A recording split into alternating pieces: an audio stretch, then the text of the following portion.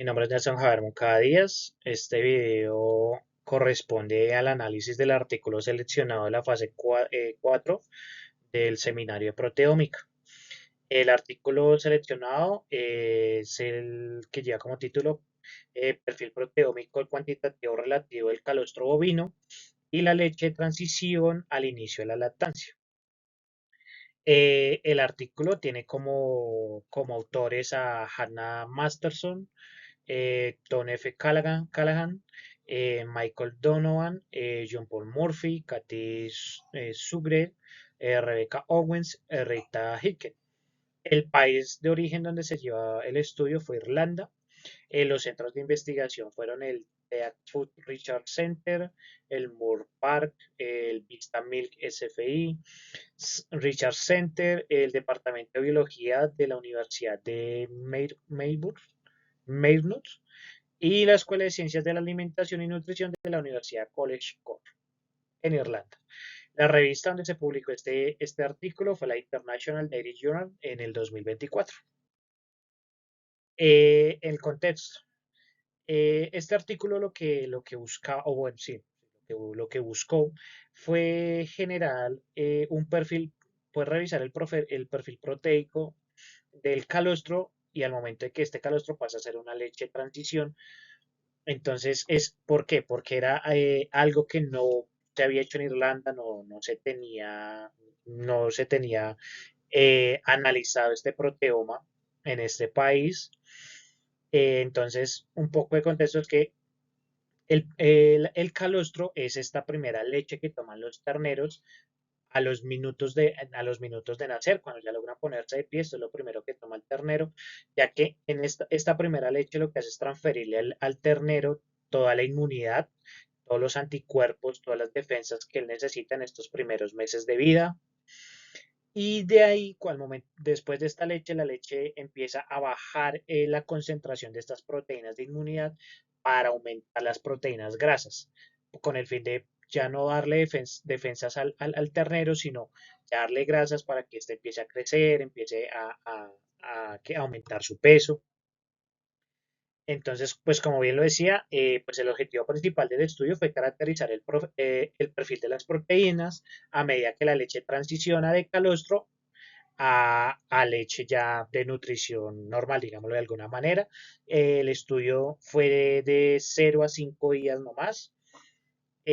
Simplemente, pues como lo mencioné, es aumentar la cobertura de proteínas identificadas en el calostro para este país en particular, y caracterizar el cambio proteico, el cambio del perfil proteico a lo largo de estas 5 muestras. Es importante mencionar, aunque no lo menciona el artículo, y es que el perfil proteico de la leche cambia mucho dependiendo cada país.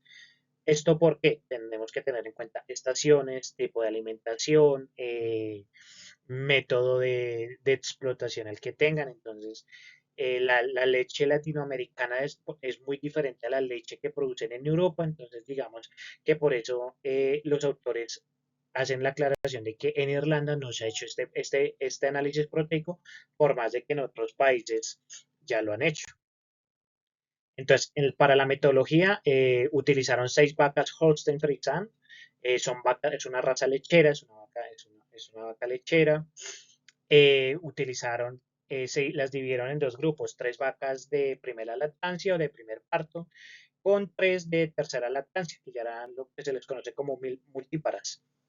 Aparte del perfil proteico, querían ver si el hecho de que la vaca tuviera un primer parto o si ya tuviera más partos generaba alguna diferencia entre la cantidad proteica de leche. Eh, la preparación de la muestra simplemente se realizó por centrifugación y ultracentrifugación, esto con el fin de separar la fase grasa y las células somáticas, que fue la primera centrifugación, lo que deja como una leche descremada, que es la superior, no el precipitado. Luego esto lo volvieron a ultracentrifugar con el fin de precipitar la caseína, que es el componente proteico más abundante en la leche. Y lo que queda, pues, es el suero de la leche, el cual contiene las proteínas de interés para este estudio, que generalmente aquí podemos encontrar las hemoglobinas, la albúmina, etc. Utilizaron el método de Bradford, que es un método que detecta la concentración de proteínas a base de un colorante llamado azul de Comas. Entonces, este azul de Comas es marrón y va degradándose, no, o va cambiando de color a un azul más intenso a medida de que aumenta la concentración de proteínas. Esto es muy importante porque pues, es crucial conocer la concentración de proteínas que se tiene, pues para asegurar que en el siguiente paso haya una cuantificación más precisa. Las proteínas de este suero pasaron por procesos de reducción, que lo que hace es romper los enlaces de disulfuro con agentes como el DTT, luego pasaron por una alquilación, que lo que hace es generar una protección de los grupos tiol con un agente como lo es la lodacetamina. Asimismo, pues este proceso de alquilación también se utilizó para reaccionar con los grupos tiol de las cisteínas, formando lo que hace que se formen enlaces covalentes. Este proceso de desnaturalización de las proteínas también lo que buscaban era exponer la cadena de aminoácidos para hacerlas mucho más accesibles a las enzimas. En el estudio utilizaron la tripsina para, para crear una mezcla reproducible de los péptidos, para hacerlos, esto con el fin de poderlos hacer, pues al tener una muestra reproducible en la espectrofotometría de masas, es ideal. Realmente es un proceso muy importante previo a la espectrofotometría de masas. ¿Por qué? Pues esto ayuda a eliminar sales, detergentes y reactivos residuales, que probablemente podría llegar a interferir en la ionización de los péptidos, pues al momento de la espectrofotometría. Realizaron procesos de separación cromatográfica, ionización, análisis de masas, análisis de datos, mediante un equipo que se llama el espectrofotómetro QExite. También utilizaron para el análisis de bioinformática, utilizaron la oncología genética, eh, también utilizaron para la identificación y cualificación relativa al programa el MATS-Quant y el algoritmo LFQ. Para el análisis estadístico utilizaron el Perseus. Las proteínas con diferencia de abundancia significativa utilizaron el Fold Challenge mayor o igual a 2 con un p-valor de menor a 0.05. Asimismo, utilizaron la clasificación funcional de las proteínas, las cuales las determinaron por oncología genética. Esto, pues lo que hicieron fue, mediante este proceso, lograr determinar cuáles proteínas estaban relacionadas con la inmunidad y la defensa y cuáles estaban relacionadas con las de membrana de glóbulo de grasa láctea, que es precisamente esta degradación lo que estaba buscando. Entonces, ¿qué es lo que sucedió? Al día cero encontraron que estas proteínas que se relacionan con la inmunidad y la defensa estaban a tope, eran muy abundantes, y a medida de que pasaron del día 2 y luego al día 5 hasta el día 5, esta cantidad de proteínas disminuyó, pero empezó a aumentar las proteínas de la membrana, de las membranas de glóbulo de grasa láctea. Entonces, esta transición al momento de tener proteínas que generan inmunidad a proteínas que generan en el animal es un aumento de peso y ayudan en el crecimiento. Entonces, ahí en este punto donde empiezan a verse de que estas bajan y estas suben, es lo que se conoce como la leche de transición. ¿Y esto con qué fin? Pues como lo mencioné al inicio, cada país, dependiendo de la nutrición, método de cría y todo, tiene un perfil proteico en la leche muy distinto. En Irlanda lo que querían saber era cuál era el perfil de estas leches, de esta leche, perdón, teniendo en cuenta la alimentación, asimismo, pues determinar cuáles proteínas y cuántas habían en cada etapa. Eh, entonces, pues encontraron que 471 proteínas de todas las muestras, o sea, encontraron 471 proteínas en todas las muestras, perdón, de las cuales 199 de estas proteínas mostraron una abundancia mostraron un aumento significativo por cada día de lactancia, alterada por el día de lactancia. ¿Listo? Entonces, estas proteínas eran las que empezaban o a disminuir o a aumentar dependiendo del día. Ya la concentración de las proteínas de defensa, digámoslo así, de inmunidad y de la defensa, al día cero fue casi que 6.95 veces mayor a la que la del día 2 y 10.45 que la del día 5. ¿Qué quiere decir esto? Como se los mencioné, el calostro, que es la primera leche que debe tomar, la cantidad de proteínas de inmunidad era bastante. Ya para lo que fue, ya las siguientes muestras, pues demostró que las proteínas de la inmunidad disminuyeron casi que al mismo tiempo que la muestra fue tomada en la mañana y en la tarde. Entonces ya para la muestra de la tarde empezaron a disminuir con respecto al día 2. Ya ahí empezó a hacer la transición. Ya como tal, proteínas estructurales o las nutricionales, las de grasas, se detectaron 89 proteínas que estas, mm, su concentración en el día cero era muy pobre, pero ya el día 2 habían tenido un aumento significativo.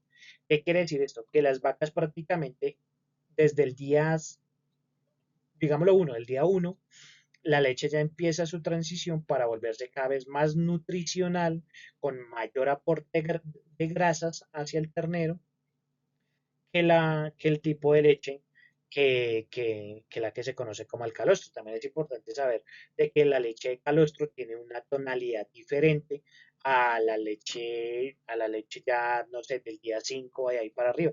Generalmente el calostro suele tener una tonalidad un poco más marrón que la leche de los siguientes días, que ya es un tono blanquecino, eh, pues al ojo humano. Eh, También se pudo concluir que no hubo diferencia significativa entre si la vaca era su primer parto o su tercer parto. El perfil y la cantidad proteica fue exactamente igual. Pero entonces con este estudio también lo que buscaban es entender con ese tipo de alimentación que le estaban dando las vacas, estaban generando esta cantidad de proteínas. Entonces ya desde ahí podían también empezar a inducir cómo mejorar la alimentación de las vacas con el fin de que aumentaran mucho más pues, su perfil proteico. No, esto teóricamente, ¿no? Aumentaran el perfil proteico eh, en el calostro para temas de inmunidad o en la nutrición, ya cuando el ternero lleva mucho más días del destete. Esta técnica yo la llevaría aquí a nivel regional, la traería para analizar el leche de las cabras y búfalas. Estas no son ganaderías emergentes porque ya son de muchos años, pero pues es bien sabido que, digamos, la calidad de la leche de la búfala es mucho más rica en grasa, en proteína, en lactosa y en sólidos totales que la de la leche de la vaca común que nosotros conocemos. Simplemente por el estigma que se le tiene a estos animales, uno no la consumiría o no es muy consumida, sino se utiliza mucho más para quesos como el mozzarella. La leche de la cabra, por otro lado, tiene mucha más digestibilidad que la leche de la vaca, porque contiene más calcio, más magnesio. Asimismo, pues con este estudio vamos a ser capaces, no sé, en la Guajira que tenemos, pues el clima es más desértico, cómo podemos mejorar con lo que se tiene ahí, mejorar la alimentación de las cabras para que su perfil proteico sea mucho mayor y pues aparte de tener un sistema de hembras de reemplazo y un sistema circular donde tengamos animales en todo momento, produciendo en todo momento, también tengamos leche de muy buena calidad. La leche de cabra también es muy buena para el consumo humano, pues como lo dije anteriormente, la digestibilidad es mayor que la de la vaca. Y pues la de las búfalas es exactamente igual, es un tipo de ganadería que está en aumento en nuestro país, es un tipo de ganadería que además según los datos o según estudios, es un poco más fácil que la ganadería tradicional con las vacas tradicionales. Entonces yo lo traería a más que todo a estas a estas dos especies acá en Colombia, con el fin de poder brindar, de quitar tanta dependencia de la vaca tradicional y poder empezar a voltear la mirada a otras especies que pueden darnos un mayor, una mayor alimentación y una mayor diversificación de los productos lácteos. Hay que tener en cuenta que hay mucha gente que no puede tomar leche por X o Y problemas, pero pues digamos que estas leches pueden presentarse como una ayuda secundaria para este tipo. Esto no es de hoy, no es una idea innovadora. Hay muchas personas que ya han realizado este tipo de estudios en donde pues precisamente se ha logrado determinar pues la diferencia con las vacas tradicionales. Pero pues yo personalmente, y desde mi profesión como zootecnista, lo llevaría mucho a la parte de las cabras en La Guajira, que pues aparte que es una zona con un gran complejo con muchos problemas, la nutrición hace parte de esos problemas. Digamos que las cabras pueden llegar a ser un factor muy importante al momento de querer mejorar la nutrición tanto de los niños, madres, padres, jóvenes, adultos en esta zona del país. Asimismo, pues como generar una economía, que puedan estas familias generar un ingreso sabiendo cómo alimentar a los animales, en qué momento darle la leche, en qué momento no. Entonces, a nivel regional, este tipo de estudios lo llevaría a esta región. La bibliografía, pues es un solo artículo el analizado, pero pues por temas de las imágenes, los pantallazos, muchas de ellas no estaban en el artículo, entonces fueron tomadas en búsqueda general para hacer un poco más amena la presentación.